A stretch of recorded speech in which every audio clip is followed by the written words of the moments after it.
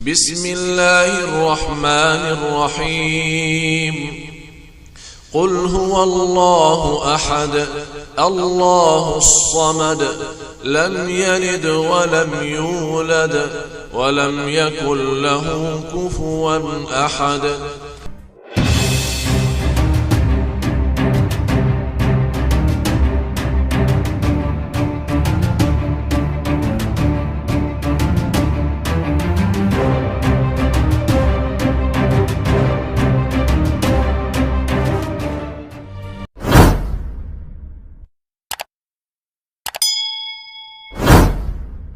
Assalamualaikum warahmatullahi wabarakatuh.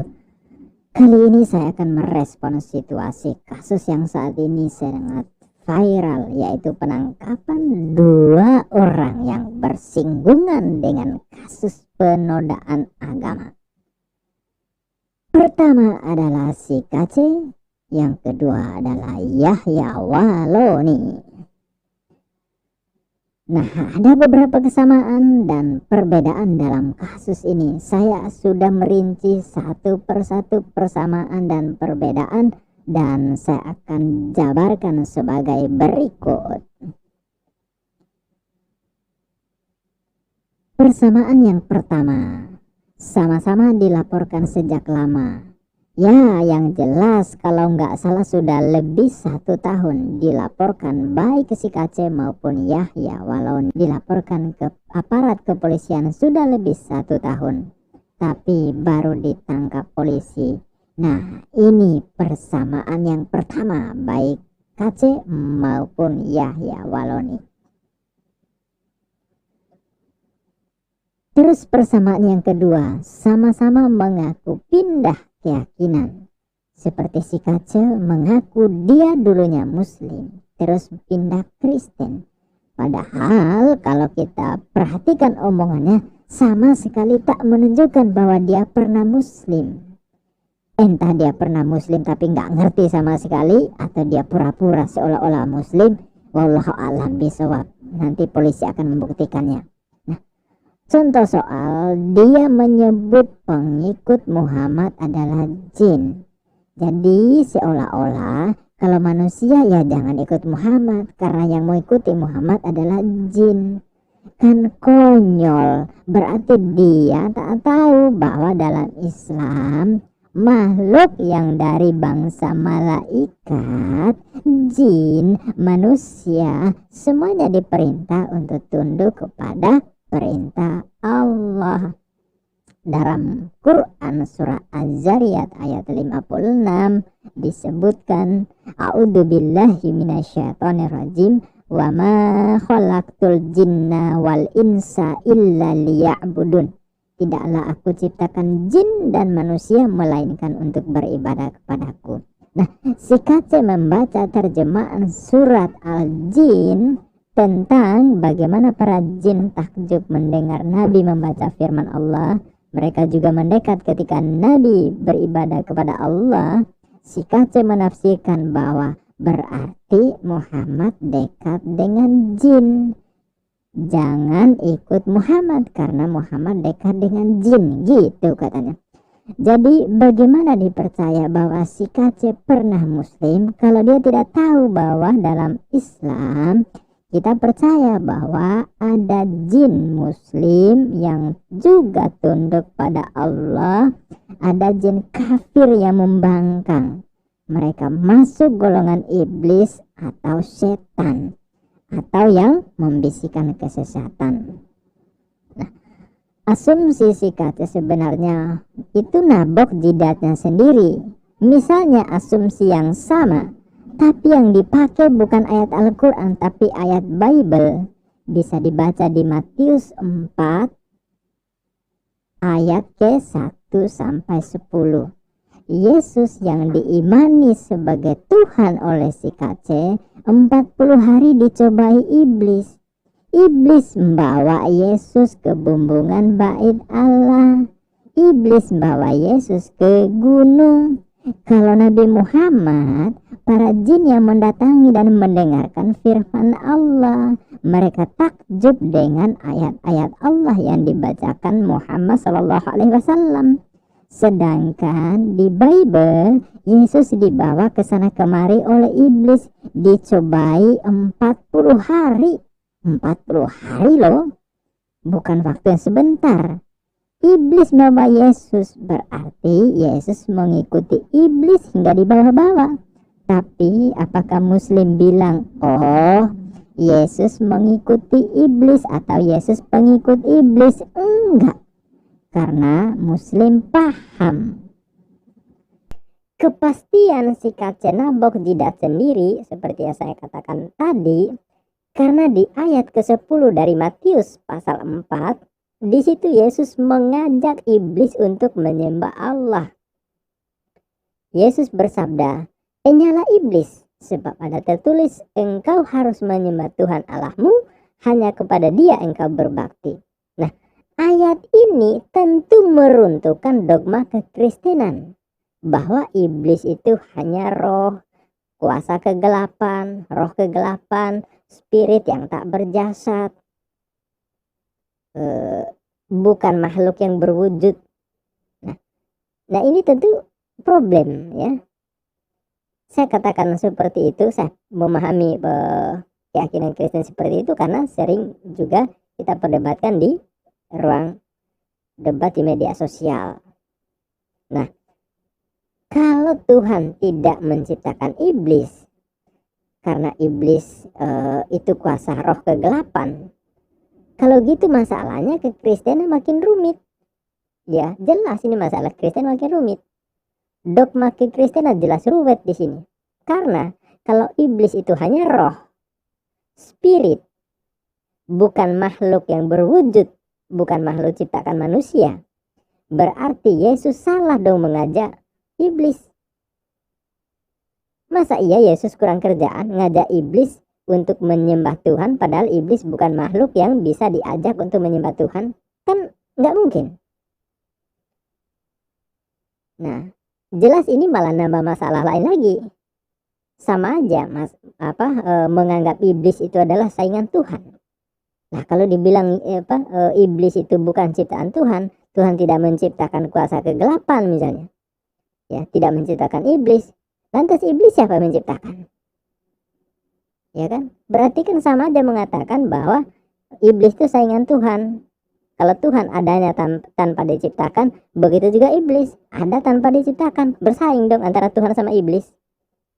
Nah, atau mungkin berpikir bahwa diciptakan oleh Tuhan lain. Waduh, ini makin gawat lagi. Berarti Tuhan sang pencipta nggak cuma satu dong ya. Ada yang menciptakan alam semesta di satu sisi, ada Tuhan pencipta iblis di sisi lain. Ini jelas makin rumit. Waduh, kalau Tuhan itu banyak, apa nggak kacau deh? Cari persaingan pengaruh sesama Tuhan atau antar Tuhan. Apa makin nggak gawat? Apa makin nggak gawat nih si kece?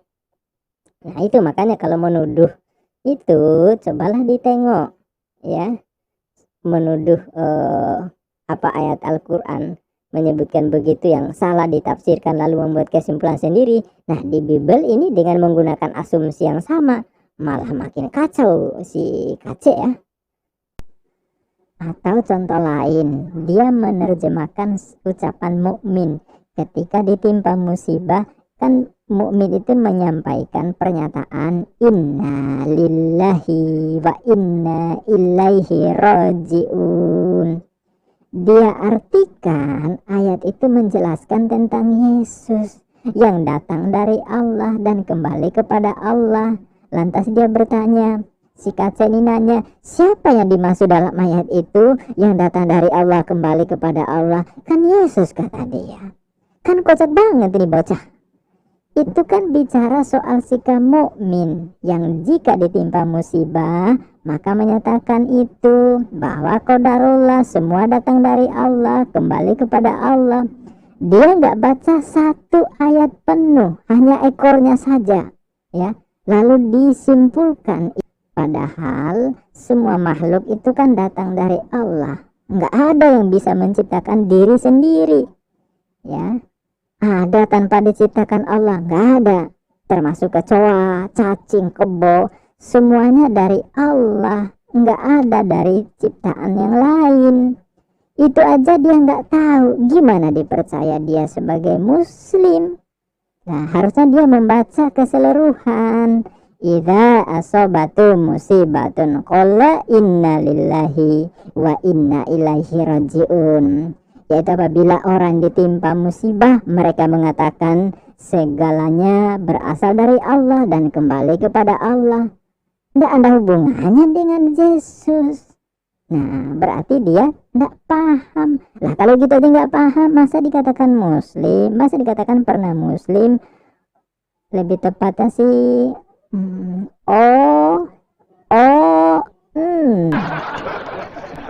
belum lagi soal Ka'bah, Hajarul Aswad dan lain-lain.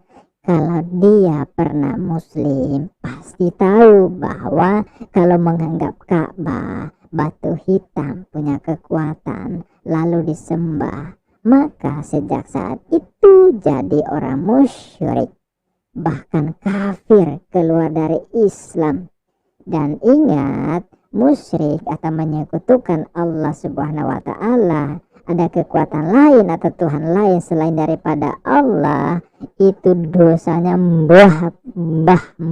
bapak moyangnya dosa gede banget, bahkan Allah mengancam tidak mengampuni itu. Nah, artinya kalau menuduh muslim menyembah Ka'bah, menyembah batu hitam, mustahil dia pernah muslim. Karena kalau pernah muslim tahu bahwa muslim gak mungkin menyembah seperti itu. Saat lahir hingga balik aja secara hakikat pasti muslim, kan gitu dalam keyakinan Islam. Dah lahir dari orang tua manapun, begitu lahir sampai dia balik, dia dalam keadaan Islam, suci fitrah, ya, kudus, tanpa dosa. Nah, tapi secara pilihan ya nggak pernah muslim. Nah, kecuali bodohnya parah, sejak lahir nggak pernah sholat, nggak pernah ngerti Islam, ya bisa dimaklumi lah ya si kacek ya. Tapi kalau nggak paham sama sekali terus ngomong, dan yang percaya juga ada, tentu ini namanya si buta menuntun si lumpuh. Si buta menuntun si lumpuh. Orang yang nggak ngerti apa-apa, nggak bisa apa-apa, menuntun orang lain, ya, dengan embel-embel menyatakan kebenaran, kan aneh. Nah, terus dia juga membahas soal kitab kuning. Dia ngaku ini itu soal kitab kuning, padahal kitab kuning itu bukan kitab suci, ya, bukan pegangan muslim satu-satunya. Itu hanya sebuah kitab yang disusun oleh ulama terdahulu untuk menjelaskan tentang fikih. Kitab sebagai pendekatan untuk memahami Islam. Nah, ini biasanya dipelajari di pesantren-pesantren khas NU. Nah, saat ditunjukin ke dia oleh orang seorang kristolog, ya, saya sudah lupa, entah Nandar atau Ustadz Alwan, saya lupa juga, ditunjukkan ke dia tentang judul buku yang gede banget tulisannya. Ternyata dia nggak bisa baca judulnya, si kaca ini nggak bisa baca, ya kan, malu-maluin banget, padahal tulisannya gede banget. Lah, kalau dia pernah muslim, dia ngomong soal kitab kuning, ditunjukkan judulnya dia nggak ngerti, kan aneh. Nah, kalau dia pernah muslim, masa dia nggak tahu apa-apa, ya, nggak tahu apa-apa sama sekali. Artinya si Kacek ini asli tidak pernah tahu soal Islam. Bahkan kalau menurut saya dia tidak pernah jadi muslim, ya, kecuali saat bayinya aja, sebelum balik aja, ya, ya, secara fitrah seperti yang saya sebutkan tadi. Nah, lantas soal ini bagaimana dengan Yahya Waloni, juga mengaku dulunya Kristen kemudian masuk Islam atau mu'alaf? Ini yang sangat menarik. Kalau si Kacek, saya pastikan tidak mengerti apa-apa soal Islam, nggak bisa baca Al-Quran, buta aksara Arab, nggak ngerti akidah dan syariat Islam. Dia hanya nyari duit karena banyak yang donasi ke dia.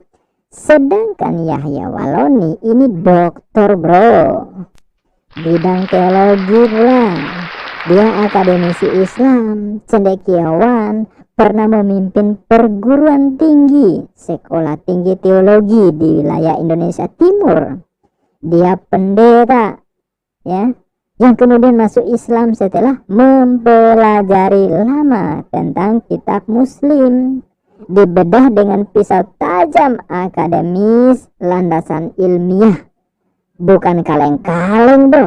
Dia mantan Kristen beneran, bukan kayak si Kacek ngaku-ngaku aja tapi nggak ngerti sama sekali. Nah, itu perbedaan yang kedua antara si Kacek dan Yahya Waloni. Terus yang ketiga, sama-sama dilaporkan oleh pihak dari keyakinan sebelumnya. Si Kacek dilaporkan oleh pihak Muslim, begitu juga Yahya Waloni dilaporkan oleh pihak yang mengatasnamakan forum apa gitu ya, entah pecinta pluralis kau apa gitu ya, tapi udah bisa ditebaklah siapa mereka ya.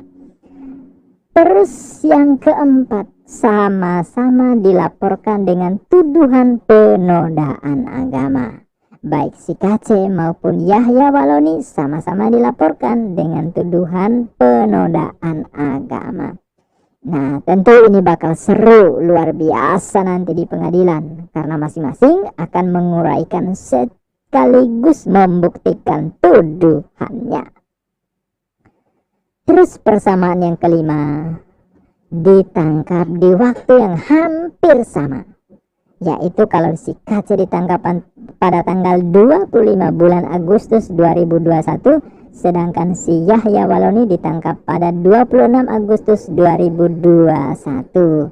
Nah, tentu motif kenapa hampir bersamaan kita bisa nebak ya, tapi biarlah polisi yang menjelaskan. Oke, terus persamaan yang keenam adalah dilaporkan terkait kasus pernyataan dari media konten video di channel YouTube. Artinya dipublikasikan lewat media YouTube. Ya, sobat, ya itu persamaan-persamaan antara Yahya Waloni dan si Kacek.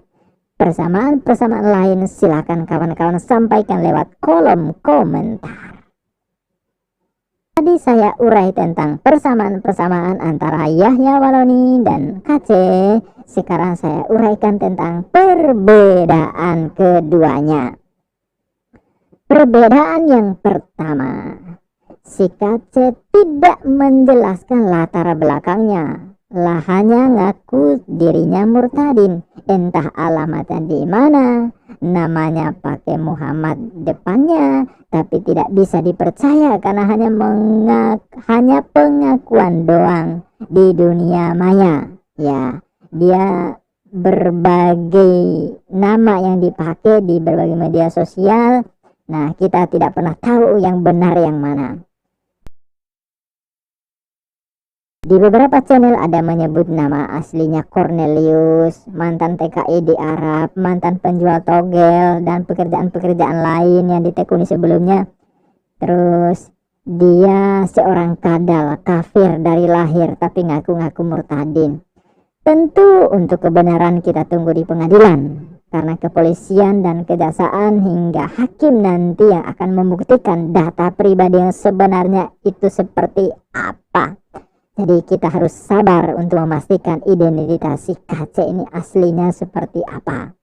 Selama ini mungkin dia bersembunyi menggunakan nama-nama yang begitu variatif, berbagai macam, tetapi di pengadilan tentu semuanya akan dipublikasikan secara lugas dan tuntas. Sedangkan Yahya Waloni latar belakangnya sangat jelas. Keluarga jelas dari Manado, aktivitasnya juga jelas, pernah memimpin sekolah teologi di wilayah Indonesia Timur, pernah menjadi dosen di Kaltim, aktivitas dakwahnya jelas, langsung bertatap muka dengan publik, alamatnya pun tidak dirahasiakan, dia pun siap diproses, dihukum kapan saja. Jadi jelas perbedaannya ya, seperti apa latar belakangnya si Kacek dan Yahya Waloni. Yang satu sangat tidak jelas, yang satu sangat jelas. Perbedaan yang kedua, Si KC tidak menjelaskan alamatnya, hanya tampil di dunia maya, ditangkap di persembunyiannya di salah satu wilayah, kalau nggak salah di Bali. Ada yang memberitakan bahwa dia siap-siap melarikan diri, tapi keburu disergap aparat kepolisian. Sedangkan Yahya Waloni tidak dirahasiakan, tidak merahasiakan identitasnya, alamatnya, kapan saja bisa bertemu publik, termasuk tidak menyulitkan kepolisian saat menjemputnya untuk dibawa ke proses pemeriksaan. Jadi istilahnya kepolisian tidak kesulitan menangkap Yahya Waloni gitu ya. Hanya saja kesehatannya memang terganggu. Dari awalnya memang dia sakit dan harus dirawat di rumah sakit Polri. Tapi intinya dia tidak menyulitkan polisi, tidak perlu melakukan pelacakan dengan berbagai cara menggunakan teknologi untuk menemukan dirinya. Jadi jelas si KC cenderung bersembunyi, si Yahya Waloni tidak sama sekali. Perbedaan yang ketiga, si KC tidak jelas latar belakang pendidikannya, akademiknya seperti apa. Dari omongannya sangat mempresentasikan seperti apa kualitas dirinya. Suka menyimpulkan apa yang tidak dipahaminya. Apa yang diucapkan melebihi apa yang dia ketahui. Tapi disitulah kelebihan si KC. Lebih banyak mengatakan apa yang tidak diketahui. Ya, atau bisa dengan kata lain, lebih banyak mengatakan ketimbang yang diketahui. Dia sampai ngarang bebas menjelaskan sepotong ayat dari terjemahan pula tanpa membaca lengkap satu ayat atau lebih. Sungguh mengenaskan memang. Tapi itulah kelebihan si KC yang tidak dimiliki oleh manusia waras manapun, yaitu maksa menjelaskan tanpa dia ketahui isinya. Sedangkan Yahya Waloni, tak perlu diragukan lagi. Latar belakangnya dan gelar akademisnya asli, bukan kacangan, bukan kaleng-kaleng.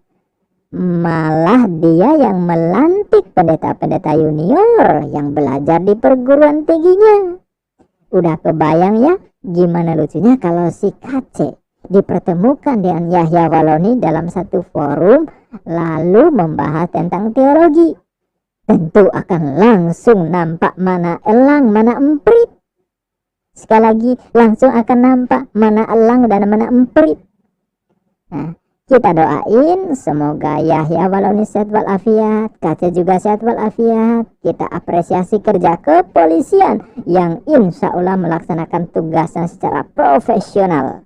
Nanti akan dibawa ke kejaksaan, dilanjutkan ke pengadilan, dan kita tunggu proses pengadilan di hadapan jaksa, pengacara, dan hakim. Kita akan tahu nanti seperti apa endingnya dari masalah ini. Perbedaan yang keempat, si KC cuap-cuap, donasi mengalir deras, fulus melimpah mensponsori dia. Banyak yang endorse agar ocehannya yang tidak dia pahami tadi tetap mengalir deras. Itulah si KC.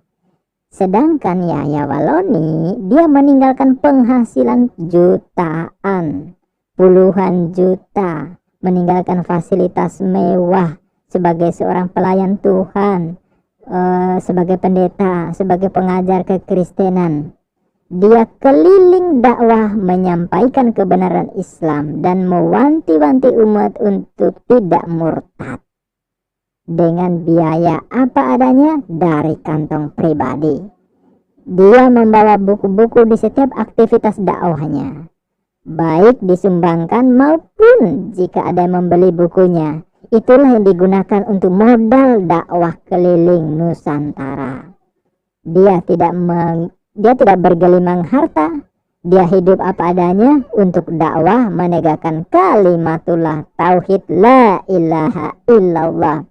Jadi cukup jelas perbedaan yang sangat kontras antara motif si KC dan motif Yahya Waloni.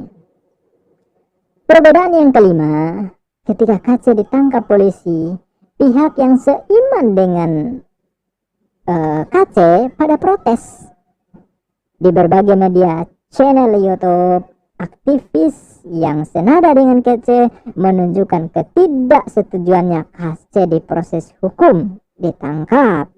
Ya, mereka juga meminta Yahya Waloni di proses hukum seperti Kece. Jadi biar satu-satu gitu ya, ada dari pihak Kristen, ada yang pihak Muslim.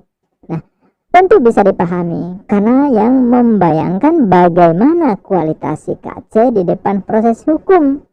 Ya, pantas mereka begitu keberatan. Gimana dia menguraikan tuduhan-tuduhannya di pengadilan sementara dia tidak mengerti apa-apa.